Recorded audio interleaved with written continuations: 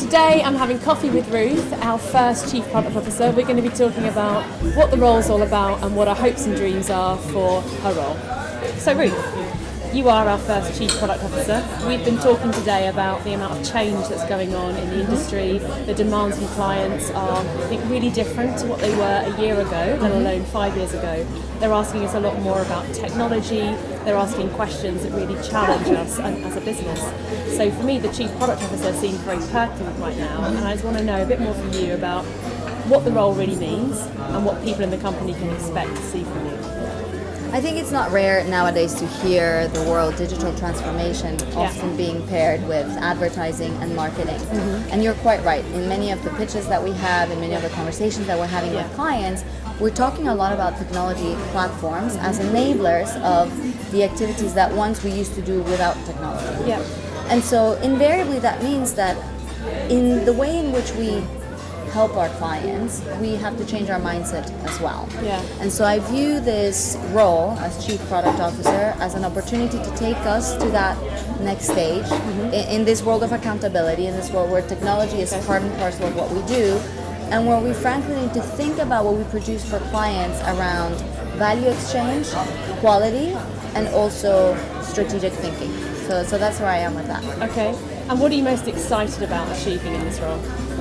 What am I most excited about achieving? I think we have a wealth of knowledge that comes not only from having done this for decades now, but also from a huge book of clients that spans pretty much any vertical that you can think of. Okay.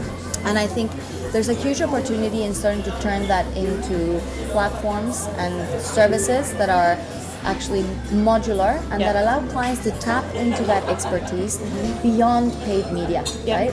The work that we do with most of our clients where we have a deep relationship today and we really learn is when we have that marketing consultant hat in.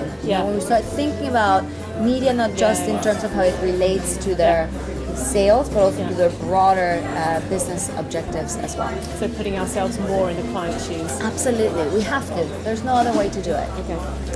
And if you kind of fast forward us a year from now, where do you hope this role is going to take us?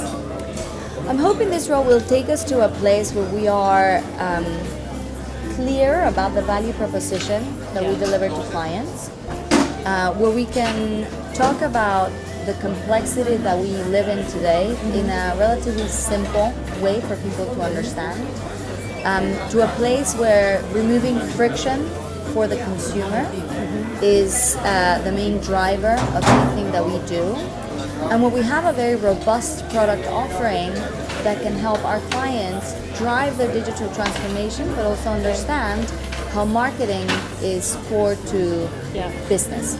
Right? Because I think over the last couple of years, marketing has been under so much pressure. We have forgotten about the key role that it plays for businesses, for brands, and I think it's important that we remember that. Okay.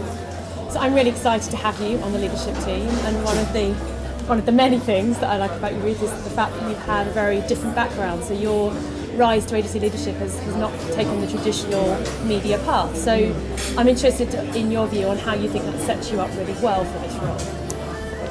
Well, before coming to my chair, as you know, I was working in the technology space, and interestingly, the role that I played there was very much as a translator, where I would sit down with clients, understand what the requirements were, and then I would bring that back to our product and engineering teams to help craft solutions that would help us deliver value to those clients.